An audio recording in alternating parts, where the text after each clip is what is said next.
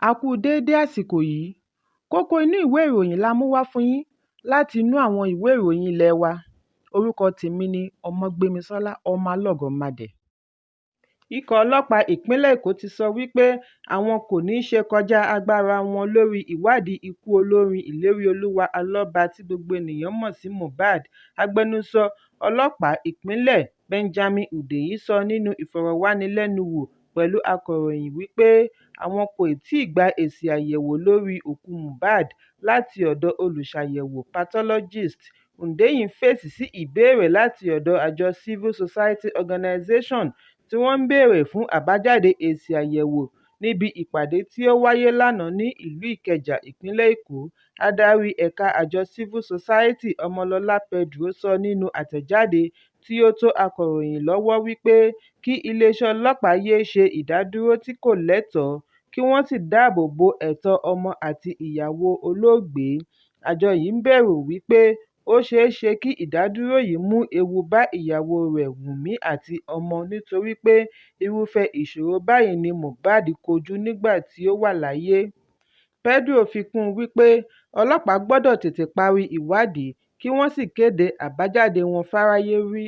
Ṣùgbọ́n nígbà tí ó ń fèsì, agbẹnusọ ọlọ́pàá ní àwọn kì í ṣe olùyẹ̀wò tí ó ń ṣe ìwádìí lórí òkú rẹ̀. Bí wọ́n bá ti fi èsì àyẹ̀wò ránṣẹ́, àwọn náà á parí ìwádìí wọn. Ṣùgbọ́n lọ́wọ́lọ́wọ́ báyìí, àwọn kò lè sọ ohun tí ojú wọn kò tó. Ikú Mohbad ní ọjọ́ 12 oṣù kẹsàn-án dá awuyewuye sílẹ̀ lórílẹ̀‐èdè.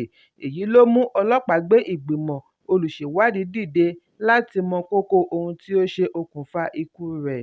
Nínú oṣù kẹsàn-án ni Hundeyin ṣe àtẹ̀jáde lórí ẹ̀rọ abánidọ́rẹ̀ẹ́ X wípé wọ́n ti ṣe àyẹ̀wò lórí òkú Mohbad.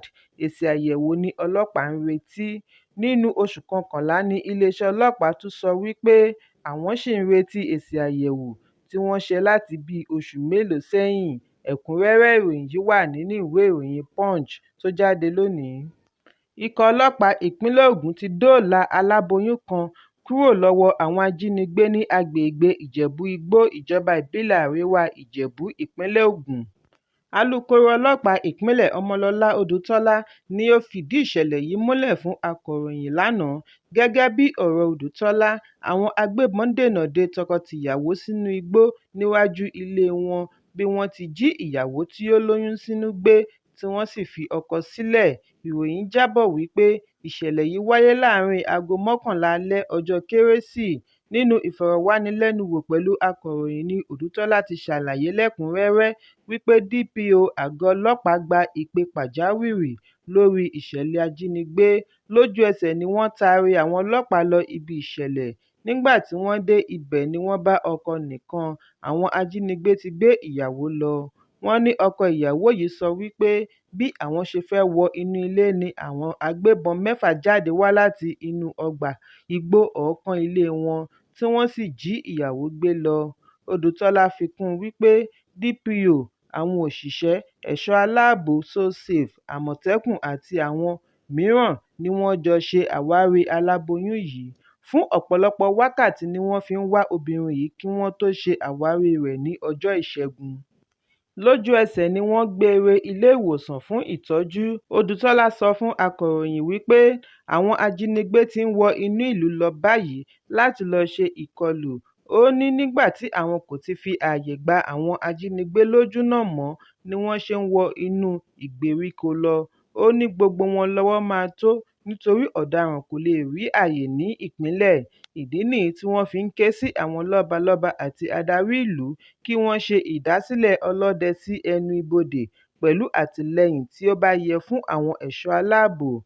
Àwọn ará abúlé lè tètè ṣe ìdánimọ̀ àjèjì láàárín ìlú kí wọ́n ran ọlọ́pàá lọ́wọ́. Ó ní ìpínlẹ̀ Ògùn lábẹ́ ìṣèjọba Kọmíṣánná Ọlọ́pàá Abíọ́dún Alámùtù kò ní sinmi títí di ìgbà tí wọ́n bá fín gbogbo àwọn ọ̀daràn jáde níbi kọ́lọ́fín wọn. Ẹ̀kúnrẹ́rẹ́ ìròyìn yìí wà nínú ìwé ìròyìn Punch tó jáde lónìí. Adarí ìròyìn fún gómìnà ìpínlẹ̀ Plateau, Guiyan Bẹ̀rẹ̀ ti sọ̀rọ̀ lórí ìdí tí gómìnà Caleb Mutfwang ṣe ṣe àbẹ̀wò sí ààrẹ Bọ́lá Tinubu ní ọjọ́ Ajé. Ó ní ìdí rẹ̀ ni wípé gómìnà fẹ́ fi tó ààrẹ létí bí ètò ààbò ṣe mẹ́hẹ sí kí ó sì béèrè fún àtìlẹ́yìn oníkíákíá. Nínú àtẹ̀jáde tí ó tó akọ̀ròyìn lọ́wọ́ ní ìlú Jos ni Bẹ́rẹ̀ ti sọ̀rọ̀ lórí àṣìgbọ́ lórí ẹ̀rọ ayélujára lórí ìbẹ̀wò gómìnà bí ó ti tẹnumọ́ wípé ìbẹ̀wò yìí kìí ṣe fún fàájì ṣùgbọ́n láti wá ojútùú sí rògbòdìyàn lórí ààbò. Gẹ́gẹ́ bí ọ̀rọ̀ rẹ̀, síwájú àkókò yìí ni gómìnà farahàn níbi ìfọ̀rọ̀wánilẹ́nuwò lórí ẹ̀rọ amóhùnmáwòrán Channels àti Arise. Níbẹ̀ ni ó ti sọ èròǹgbà rẹ̀ àti ṣe ìbẹ̀wò sí ààrẹ láti béèrè fún àtìlẹ́yìn lórí ìgbésẹ̀ tuntun àti kojú ìṣòro ààbò ní ìpínlẹ̀. Gómìnà ti kọ́kọ́ ṣe àbẹ̀wò sí ìjọba ìbílẹ̀ Mangu tí àwọn agbébọn ṣe ìkọlù sí. Lẹ́yìn èyí ni ó ní ìpàdé pẹ̀lú ikọ̀ ológun 3rd Division àti Operation Safe Haven (OPSH) bí ó ti darí wọn láti bójútó àwọn agbègbè tí ìkọlù ti wáyé. Ìyàlẹ́nu ni ó jẹ́ láti rí oríṣiríṣi àhesọ lórí ẹ̀rọ abánidọ́rẹ̀ẹ́. Ó ní ìjíròrò gómìnà pẹ̀lú ààrẹ àti àwọn gómìnà yòókù ti ń mú èsì jáde. Bákan náà ni wọ́n rán igbákejì ààrẹ Kashim Shettima, National Security Adviser Nuhu Ribadu àti àwọn olórí ẹ̀ṣọ́ aláàbò láti lọ wo bí nǹkan ṣe rí ní ìpínlẹ̀ Plateau. Lẹ́yìn èyí ni ààrẹ darí ẹ̀ṣọ́ aláàbò láti rí i dájú wípé wọ́n mú gbogbo àwọn tí wọ́n lọ́wọ́ nínú ìkọlù yìí kí wọ́n sì pèsè ohun amáyédẹrùn fún àwọn tí orí kó yọ. Bẹ́rẹ̀ wá fi dá ará ìpínlẹ̀ lójú wípé èròǹgbà ìjọba láti mú ètò ààbò ẹ̀mí àti dúkìá lọ́kùnkúndùn. Ó ní ìgbáyégbádùn ará ìpínlẹ̀ ni ó jẹ gómìnà lógún jùlọ. Ẹ̀kúnrẹ́rẹ́ ìròyìn yìí wà nínú ìwé ìròyìn Daily Post tó jáde lónìí. Lónìí ni ọ̀gá ọlọ́pàá yányán Káyọ̀dé Ẹgbẹ́tókun pàṣẹ kí wọ́n bẹ̀rẹ̀ àkànṣe iṣẹ́ pàtàkì tí wọ́n pè ní Special Operation láti gbógun ti ìpànìyàn ìpínlẹ̀ Plateau. Bákan náà ni ó sọ wípé AIG fún ẹkùn 4 Haladu Musa ni wọ́n ti darí ọ́fíìsì rẹ̀ lọ sí ìpínlẹ̀ fún ìgbà díẹ̀ kí ó lè rí i dájú wípé àṣẹ múlẹ̀. Bí a kò bá gbàgbé wípé àṣálẹ́ mọ́júmọ́ ọjọ́ Kérésì ni àwọn agbébọn ṣe ìkọlù sí ìjọba ìbílẹ̀ Bokkos àti Barkin-Ladi tí wọ́n sì dẹ́mi ènìyàn tí ó lé ní 100 légbodò. Níbi ìbẹ̀wò sí gómìnà Caleb Mutfwang tí ó wáyé lónìí ní ìlú Jos ni Ẹgbẹ́tókun ti sọ ọ̀rọ̀ wọ̀nyí.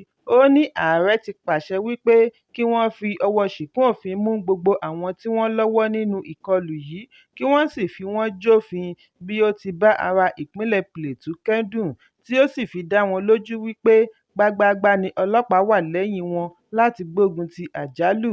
Ó wáá rọ àwọn ará ìpínlẹ̀ láti fi ọwọ́ sowọ́pọ̀ pẹ̀lú ẹ̀ṣọ́ aláàbò láti gbógun ti àwọn ọ̀daràn. Èyí kìí ṣe àkókò fún ìjà ẹ̀sìn tàbí ẹlẹ́yàmẹyà ṣùgbọ́n àkókò láti gbógun ti àdàlúrú. Nígbà tí ó ń fèsì, Mutfwang gbóríyìn fún IGP àti ikọ̀ rẹ̀ fún akitiyan wọn lórí gbígbógun ti ìṣòro ààbò.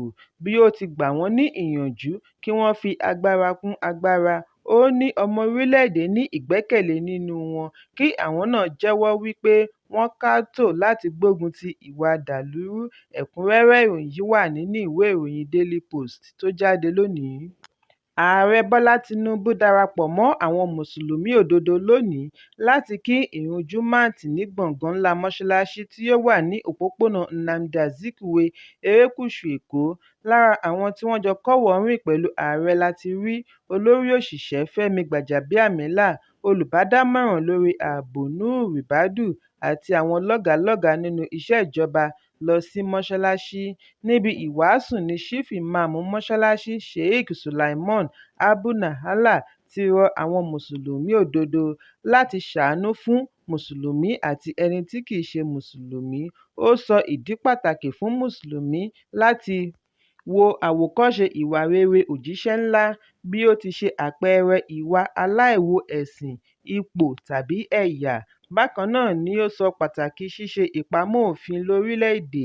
Lẹ́yìn èyí, ó ṣe àdúrà fún Ààrẹ Tinubu, àwọn alábàáṣiṣẹ́pọ̀ rẹ̀ àti orílẹ̀-èdè lápapọ̀ bí ó ti ń béèrè fún ìbùkún fún àlàáfíà láti ọ̀dọ̀ Allah. Ẹ̀kúnrẹ́rẹ́ ìròyìn yìí wà nínú ìwé ìròyìn The Nation tó jáde lónìí. Kókó inú ìwé ìròyìn tòní kò ní jù báyìí lọ.